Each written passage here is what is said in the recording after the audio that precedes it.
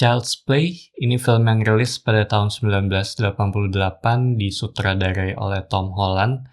Dan ini kesekian kalinya gue nonton Chucky yang pertama atau Child's Play pertama ya. Salah satu franchise horror yang gue suka sih. Dan tentu memberikan trauma ke banyak orang ya. Salah satunya adalah gue. Dan gue tuh jadi sangat berhati-hati terhadap boneka yang berbentuk humanoid ya. Karena bawaannya jadi paranoid aja gitu, takut bisa gerak dan melakukan berbagai macam hal-hal mengerikan lainnya gitu. Walaupun pertama kali nonton, kalau ngomongin Chucky ya, itu seinget gue pertama kali nonton tuh A Bride of Chucky, dan itu juga kayaknya lebih brutal dan lebih serem ya kalau dibandingkan dengan yang ini.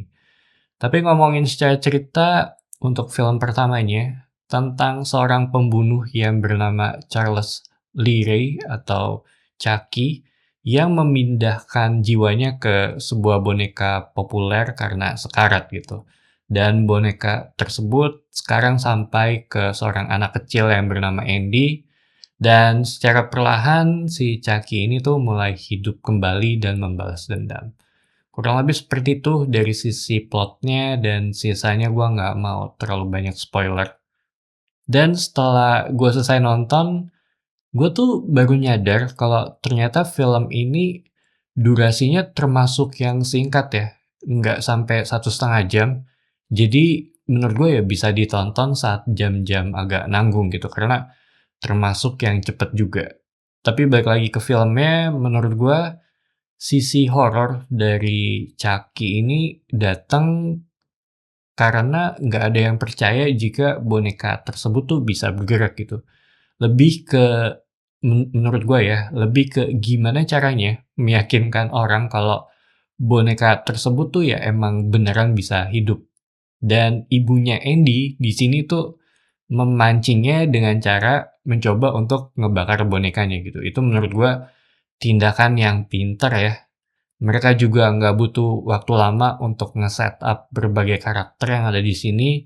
Cuma yang terpenting justru datang dari sudut pandangnya Andy gitu. Seorang anak kecil yang di awal film tuh pengen banget dengan boneka good guy, tapi ibunya nggak punya uang, sampai suatu saat ada teman kerjanya yang ngelihat boneka tersebut tuh ada pada orang homeless gitu dan coba ditawar. Jadinya atau singkatnya boneka tersebut tuh yang dikasih ke Andy ya. Cuma yang menurut gua menarik adalah ngambil dari POV seorang anak kecil gitu, dan Andy di sini tuh sempat disuruh anterin ya, disuruh nganterin si Chucky ini tuh ke salah satu rumah gitu, cuma gua nggak mau spoiler. Sedangkan sudut pandang satunya datang dari kepolisian gitu. Jadi secara perlahan tuh saling bersinggungan ya satu sama lain antara keluarga Andy dengan kepolisian ini. Yang gue suka dari Child's Play pertama, ceritanya tuh saling terkoneksi satu sama lain. Jadi tuh kayak masing-masing ada tujuannya ya. Bahkan ketika gue nonton ulang di tahun 2026 ini gitu, itu menurut gue masih bagus sih secara cerita ya.